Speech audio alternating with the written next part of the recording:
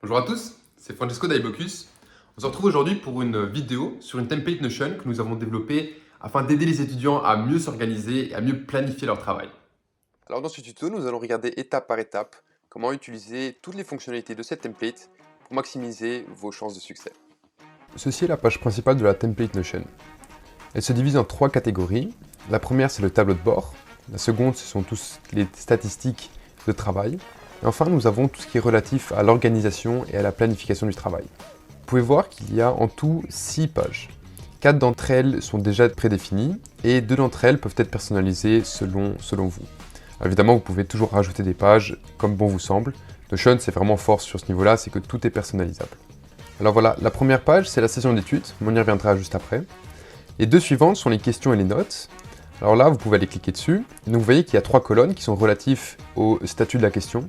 Donc imaginons par exemple, pour ajouter une question, vous appuyez sur une nouvelle page. Vous allez pouvoir nommer la question. Donc disons, par exemple, je suis en train de faire des maths. Voilà, c'est le chapitre 2, page 12. Vous allez pouvoir ajouter la matière. Donc en l'occurrence, moi c'est les maths. Si c'est pas les maths, vous pouvez rajouter, je sais pas, physique, etc. Ça c'est simple. Ensuite, vous allez pouvoir ajouter la difficulté. Donc, bon, voilà, c'est une question assez facile. Rajouter des images, tout ce que vous voulez. Et une fois que c'est bon, eh bien, vous allez pouvoir définir si la question est résolue ou pas. Donc en fonction de son état d'avancement. Donc si maintenant j'ai résolu ma question, hop, j'appuie sur résolu. Et vous voyez que ça vient l'insérer dans la colonne terminée. Pour revenir donc sur les notes, là c'est le même principe. Donc vous pouvez ajouter une note, définir la note. Donc je sais pas, envoyer mail néerlandais. Waouh, très mal écrit, mais néerlandais. Tac. Et si une fois que je l'ai envoyé, simplement envoyer. Alors la dernière page prédéfinie, c'est la template de planning. Alors ça c'est quelque chose de très personnel. Moi je sais que durant mon précédent blocus, c'est quelque chose qui m'aidait beaucoup, c'est d'avoir vraiment une template préfaite, une template idéale. Alors évidemment, j'y suis jamais arrivé, mais au moins c'est bien de le noter quelque part. On va maintenant passer non à la seconde mais à la troisième catégorie, on y reviendra juste après.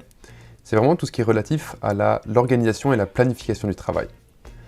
Alors vous voyez qu'ici il y a un premier encadré, c'est ici que vous allez lister toutes les tâches que vous avez à faire. Alors ça peut paraître long, mais en réalité c'est super important et dites-vous que si vous le faites une fois, si vous prenez 10-15 minutes à le faire, une fois que vous avez fait, ça va vraiment vous faire gagner du temps. Donc comment vous faites ça? Eh bien vous allez ajouter des pages et chaque fois mettre l'intitulé du cours. Donc disons par exemple, pour le tuto, je vais mettre chapitre 1. La matière, c'est, disons, maths. Si c'est pas maths, vous pouvez chaque fois, donc, je sais pas, si vous avez statistiques, voilà, vous rajoutez statistiques. J'ai très mal écrit, mais voilà, hop, et ça crée automatiquement l'intitulé de la matière. Donc moi, c'est maths en l'occurrence. À nouveau, chapitre 2. Hop, et on va faire un chapitre 3. Voilà. Vous voyez qu'ici, donc, la date n'est pas encore déterminée et que vous avez en plus donc la durée et si c'est réalisé ou pas. En plus de ça, vous avez les tags. Les tags, c'est très utile si vous voulez par exemple mettre si c'est un TP, si c'est un cours théorique ou pas. Donc là, disons que je vais mettre théorie. Hop, voilà, j'ai créé le tag théorie. Maintenant, une fois que ça c'est fait, donc vraiment, s'il vous plaît, s'il vous plaît, genre, vraiment, faites le travail, mettez toutes vos tâches et ensuite, vous allez voir que ça va vraiment vous aider. Donc ce que vous allez faire, c'est que vous allez là, les 6 petits points, vous allez les cliquer dessus et venir descendre votre tâche dans le calendrier. Donc le fait de faire ça, eh bien, ça va définir une date ici pour votre tâche. Donc disons voilà, on recommence, le chapitre 1, j'aimerais bien le mettre à aujourd'hui. C'est un peu compliqué de descendre, donc moi ce que je vous conseille c'est mettez à un jour et ensuite simplement vous le redescendez. Et là vous allez voir que je l'ai défini au jour d'aujourd'hui, et là on voit que la date s'est automatiquement ajoutée à la tâche. Donc voilà, on va faire la même chose pour le chapitre 2, hop, on va le mettre à demain. Et là à nouveau, demain c'est le 17 mars. Donc là, ce qui est intéressant, c'est que vous allez voir, il y a 3 sous-catégories, et la tâche du jour, hop, on voit que le chapitre 1 s'est bien mis dans la liste. Même chose pour demain, on voit le chapitre 2. Et ça, c'est vraiment bien, c'est le fait que tout est automatisé. Donc vous avez juste à lister les tâches, les mettre dans le planning, et là ensuite, c'est magique, il y a tout qui se met automatiquement dans les bonnes cases. Alors quelque chose de vachement pratique aussi dans le planning, c'est le fait de pouvoir cocher directement si la tâche a été réalisée. Donc voilà, le chapitre 1 d'aujourd'hui, je l'ai réalisé, et vous voyez, il a disparu. Et donc en fait, ce qui se fait, c'est que là, vous avez deux sous-catégories. Donc sur cette première sous-catégorie, vous voyez uniquement les tâches qui n'ont pas encore été réalisées. Si vous allez dans toutes les tâches, évidemment, vous allez voir même ceux qui ont été réalisés. Une fois que ça c'est fait, vous allez descendre et là, vous aurez un second encadré. Et là, c'est vraiment toutes les tâches non planifiées, c'est-à-dire qui n'ont pas de date. Et donc là, bah voilà, c'est une fois que vous aurez listé toutes les tâches, bah, il y aura parfois des tâches que vous ne savez pas forcément où les caser, donc ça va s'afficher là. Et là, à nouveau, bah, je sais pas, genre vous n'avez rien aujourd'hui, vous aimeriez bien étudier, donc simplement vous prenez la tâche ici et vous allez la drag and drop, c'est la déplacer dans la case correspondante.